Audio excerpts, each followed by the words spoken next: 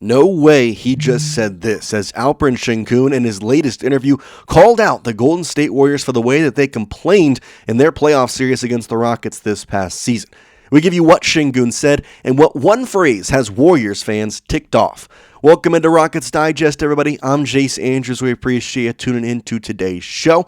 Want to remind you to hit that subscribe button. It's 100% free, and almost 70% of you who watch these videos are not yet subscribed. So do me a favor, scroll down there, hit that subscribe button. Make sure you never miss any of the latest Rockets news.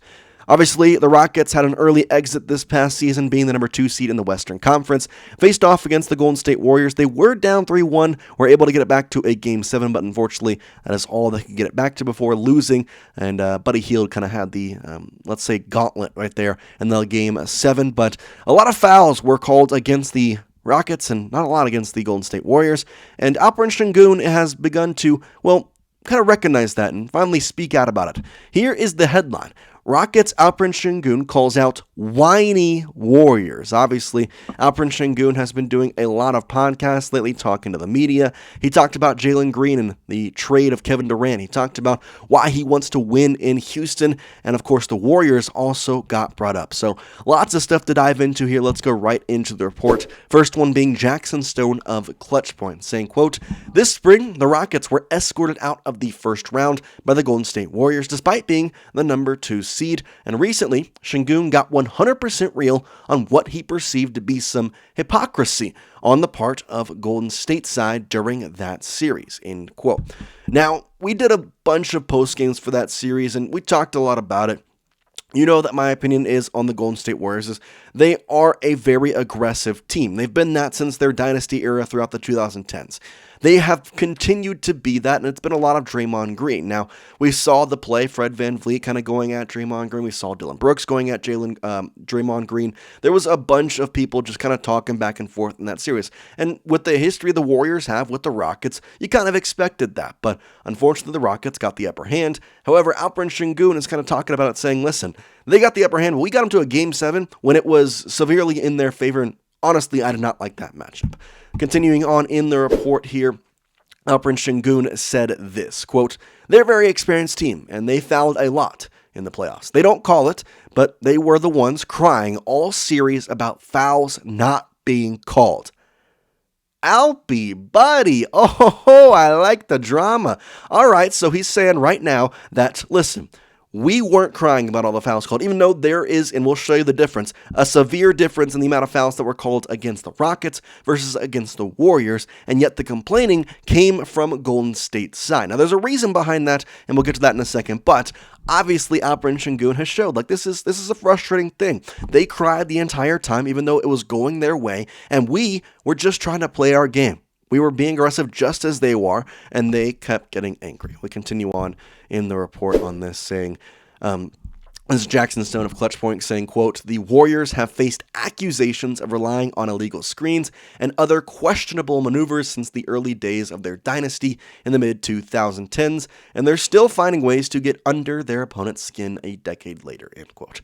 And that is where I'm going to end off on that article. I have more to talk about. We have another article to go into, but that article right there, you can see at the very end, he kind of takes a Warriors tone. He kind of takes the tone of, all right, well, this is just a Rockets player complaining. And he follows up and kind of talks more about that. And I'm not going to talk about all his, people like to complain about a dynasty. No, we're not complaining about a dynasty. We didn't complain in the series. That's what Alperen Şengün is saying. He's saying, listen, when the fouls occurred, they were going the Warriors' way. And we didn't say anything because of the way we've been coached. They talked a lot about how really it's Ime Udoka who really comes in and kind of says, hey, we're not going to complain. In fact, Alperen Şengün, which we'll have the quote just here in a second, said that Ime Udoka literally hates when any of the Rockets players complain. We continue on and go to a different one. Grant Afseth of Newsweek. Like I said, I'm not going to go back to that Clutch Points who just immediately talks about how the Warriors like to be hated on. But either way, here is the difference. The Warriors were called for 150 fouls in the 7-game series compared to the 124 for the Rockets. Shingun said the contrast between the two teams' reactions was also tied to head coach Ime Udoka's leadership.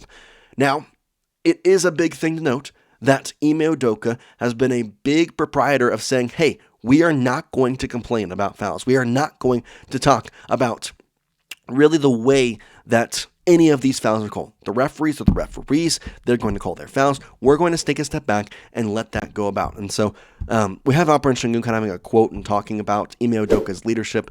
He says, when it comes to us, we're not really allowed to complain. It's more of an internal thing. Ime Udoka doesn't allow it. He loses his mind if we complain, end quote. And it's a difference because obviously the Warriors work out for a little bit more fouls. But again, the whininess of the Warriors' tone and the way that Alperen Şengün is kind of talking about this is saying, I understand that we did not win this series. I understand we were the 2 seed. But the way that the entire series was really covered media-wise, refereed in some aspects, he's going out there and saying, listen, I didn't like it. And the way that they were whining about it is dumb. And you can say the more foul calls are the more foul calls, and we've talked about it multiple times, but I think in the biggest sense, it is when the foul calls are occurred. And I've had this take for a while, but in the NBA, there's a lot of, oh, they had more foul calls, that, oh, they had this.